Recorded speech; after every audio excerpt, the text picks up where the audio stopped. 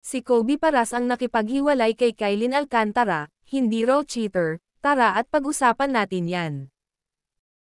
Pero bago ang lahat, kung di ka pa nakasubscribe sa ating channel ay huwag kalimutan mag-subscribe para lagi kang updated sa latest chika. Sunod-sunod ang naging pasabog na revelasyon ng dating aktres na si Jackie Forster tungkol sa paghihiwalay ng kanyang anak na si Kobe Paras at kapuso actress Kylin Alcantara. Matapos mag-viral ang mga cryptic post niya sa social media, nagsalita na nga si Jackie tungkol sa nalalaman niya hinggil sa controversial group ni Kobe at Kylin. Sa pamamagitan ng isang video na ipinost niya sa Instagram kagabi, April 27, kinumpirma ni Jackie na hiwalay na nga ang celebrity couple kasabay ng paglilinaw na never nag-cheat ang anak. Sabi ni Jackie, naiwasan sana ang kung ano-anong naglalabasang espekulasyon at akusasyon ngayon laban kay Kobe kung hindi raw nakiusap si Kylin sa tatay na ni Kobe na si Benji Paras. So much of this mess could have been avoided if people on Kylini's team didn't ask Benji to tell the public that they were still okay.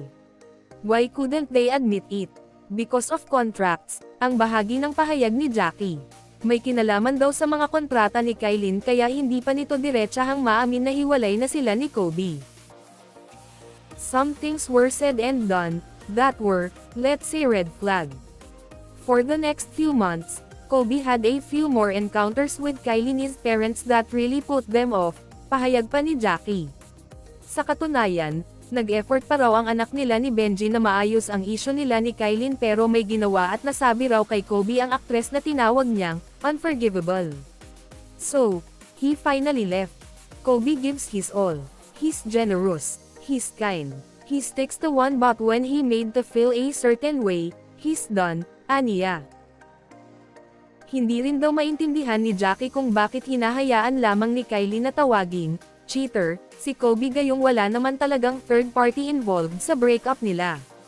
You're allowing Kobe to be painted as the villain.